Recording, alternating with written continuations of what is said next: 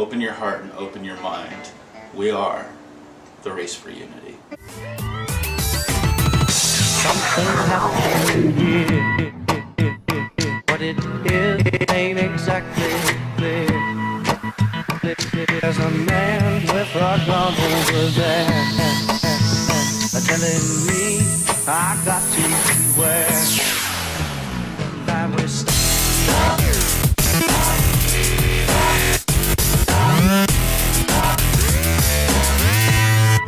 what's that sound?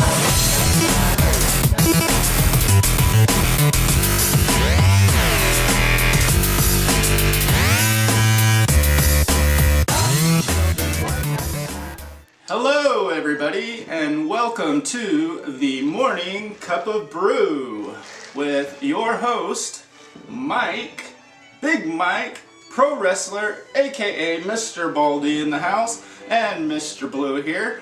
Pleasure to see you guys, and thank you so much for watching and taking the time in order to follow our movement for the Race for Unity.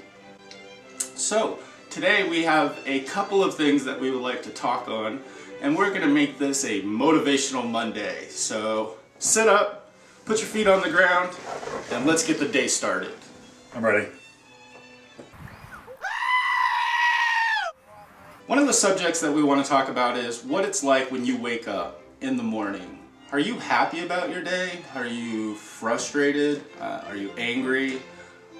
Do you dread going to work every day? Do you dread your relationship and waking up with that someone next to you?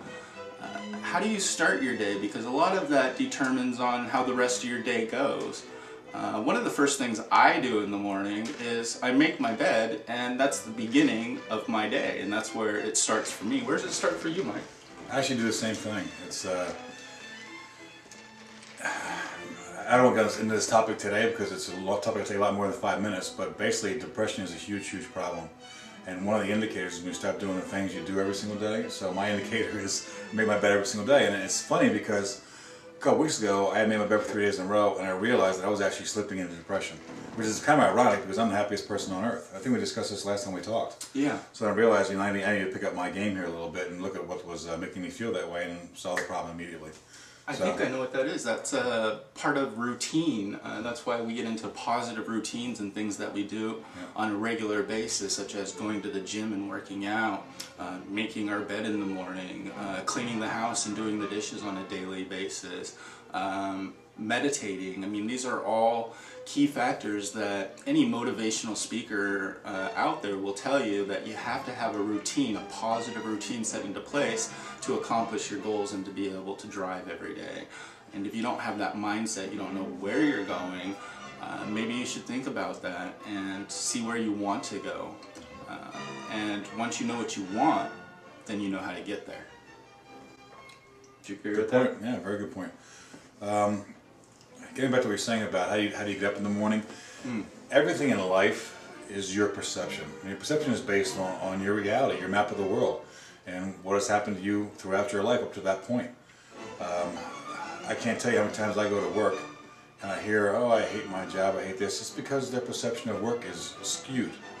When I went to business school years ago, many years ago, when we had tablets, the real stone tablets, not the ones that, electronic ones. Next to the chalkboard, right? Yeah, exactly. We were taught that motivators in life, there are 5 motivators in life, but the biggest ones to be concerned with were the need for shelter, Acceptance. okay, the need for, acceptance, some people want recognition, some people want money. So basically when you're hiring, you want to look for an employee that's money motivated or recognition motivated, because you know how to light the fire in those people's asses, you know how to get them going. If somebody comes into your office and says, I'm just here because I just want to pay my bills, you pretty much don't want to hire that person because they're going to do the minimum necessary to get by. But in studying all this stuff in psychology and everything else, you learn that basically there are only 2 real motivators in life. And one is the pursuit of pleasure, which pretty much we all know about, and the other one is the avoidance of pain, which you may not be as aware of. And avoidance of pain is one of the biggest things why people have a negative attachment to their work. Because a lot of people go to work to avoid pain. Now what do I mean by that? For example, if I don't go to work, I won't be able to make my car payment. So do you mean emotional pain or physical pain, because there's jobs that accommodate both. Well, unless you're in S&M, it's pretty much going to be it's going to be emotional pain. Excuse me, you my dominatrix for today? It's going to hurt. I was thinking more of the trash guy outside that's lifting heavy stuff. We'll go with that one. yeah, that instance it could be also. But generally it's emotional pain. It's because their perception of what they're doing is backwards. So what do I mean by that? You know, if you go to work because you want to not lose your car, or you don't want to get evicted, or anything along those lines, you're going to work for the wrong reason. You're going to work to avoid pain. So, and what you're doing in the process is giving yourself emotional pain. What you want to do is you want to go to work for a positive reason. Mm-hmm. And what I mean by positive reason, for example, let's say you like to travel. So why don't you go to a travel agent and book something 6 months, 8 months down the road, maybe even a year down the road. Something you make payments on. So when you go to work, every time you tell yourself, I'm not going to work to avoid losing my car, losing my house. I'm going to work for my vacation. Or whatever, whatever it is. You want a new skateboard, I don't care, a new guitar, whatever. There has to be something, some kind of goal, positive goal there that you're going to go to work every day and say, I'm going to work because I want this. So what it does is it changes your perception of your work. Mm. That's why I love mornings. I'm a coffee person. I'm a breakfast. That's my favorite meal. Yes. I love my coffee in the morning. I get up every day happy. I want to face the day. Every day brings something new and something new exciting. That's what you're looking for. If you're looking for pain, guess what you're going to find? You're going to find pain. You're going to find pain every day. Yep. Another thing I was thinking about was, if you are dreading work and you are dreading relationships, this is where you need to come into self-awareness. And a lot of what Big Mike is talking about here is he's talking about if you've ever gotten a coach. I'm a coach, Mike's a coach, I've worked with coaches, coaches have coaches, and we are constantly in the belief system that we continuously have to educate ourselves every day with whatever tools we possibly can. I'm a social media coach, so mine has to do with social media and technology. What can you do to equip yourself better? Mike is an NLP coach, so what can you do to reprogram yourself? I have another coach who I've been talking to yesterday in California.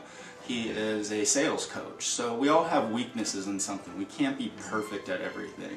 And once you submit to that, once you understand that, and you go out and you seek help, it'll help you reach your goals faster and get where you need to go. And one of the areas that I really like to focus on are the areas that I'm weak in, and I like to spend my time there, at least an hour a day, strengthening those areas. So the reason I got so good at what I'm doing now with social media, graphic design, editing, that kind of stuff, and I say good, I'm not like the pro with the $10,000 camera. I know how to do it. If I had the proper equipment to make it a major big thing, it would be extremely awesome. But we work with the tools that we have. So with the tools that I have, I'm able to do all of this stuff, and I'm able to teach myself, and it didn't come easy to me. I constantly had to craft it and learn it. So take pride in whatever it is that you do. Be proud of it. Yeah, baby, yeah! And also, be creative. If you work serving people, then understand you're working to serve humanity. If you could smile and make someone else's day a better day just because you smiled, that should brighten your workday. So look at things from a positive aspect on what's going on in your work environment and focus on those instead of, all right, well, I just want my check, I just want to get out of here. It doesn't really work that way. Commitment to success is getting your hands dirty and getting down into it. Just change your perception of what you're doing. If you're going to work every single day because you're just trying to survive, I can see where that might be a little depressing after a while. I worked with a public speaker. Her name was Amy Kodashian, and she had this quote, and I still live by it today. Desperation will get you to the wrong destination. It's so true. Anytime we're desperate for a date and relationships come too quick, well, they also go too quick. Money comes too quick, it goes too quick.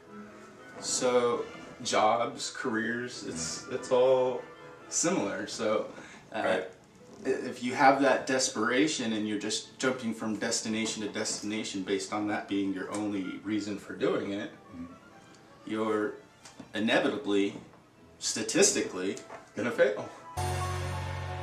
If you've never failed, you've never tried anything new. Yeah, we'll have to do a show on money, because people's misconception of money is also is a big problem, huge problem. Money is an energy. Money is a flow. If you hoard, yeah, exactly. If you hoard money, guess what? It's not going to come to you. You got to keep it moving. I'm not saying just go out and blow it needlessly, but use it, invest it, and keep it moving, and money comes to you. So that's a topic for another day. You have to understand that in any kind of coaching, there's a certain level of personal development mixed with business development to bring the two together, because if you're not right in your personal life and you're right in your business life, then something's off. There's not a balance, and that's what we're all about. We're all about the balance. So what do we do to balance ourselves? I can say for a fact, one of the things that I do is because I've had so many a roller coaster of depressional bouts, I guess you could say, in my past, I wanted to put some tools in place. So one thing that I created was called Motivation from Within. It's a Facebook page. We're currently at about 800 viewers, and with that page, it's nothing but motivational quotes, videos. You have Les Brown, public speakers. I really reach out to that anytime that I need a boost. It's my boost page. So what tools do you have, or do you put in place for yourself in order to get yourself balanced and back on track? How about you? That's a great quote. I can't remember who said it, but it's basically they said motivation is like bathing. Do it daily. Yeah, do it daily. It doesn't last. You have to do it daily. It's a very loose quote, believe me when I tell you that, but you get the gist. Yes. It's you need pick-me-ups, and you should be able to do it yourself. The mind is an amazing thing. The mind can fix pretty much everything in your body, including your mood, if you let it, and you know how. So just reframe, just change how you look at things and your perception of things in life, and look at it from a positive angle as negative. We covered this last time we talked about giving gratitude. Mm-hmm. Just giving gratitude every single day for the things that you have, and changing it, adding something each single day, changes the way you look at your life. Because then, as you go out into the world, your unconscious mind now is looking for things to give gratitude for. So it's looking for positive things in your life, because you don't give gratitude for the negative things. Thank you very much for my car breaking down today. Thank you for running out of gas. You don't do that. You give gratitude for the positive things. So what happens is, if you start getting that habit of giving gratitude every single day, then what happens is, as you go out into the world every single day, your unconscious mind is looking for things positive that you can say at the end of the day, I give thanks for. So little things like that change your perception of your reality. This has been the Morning Cup of Brew with your host, Big Mike Moore, Mr. Blue, brought to you by the Race for Unity. Please visit us, subscribe, like, and share. We'd love to hear your comments and your feedback.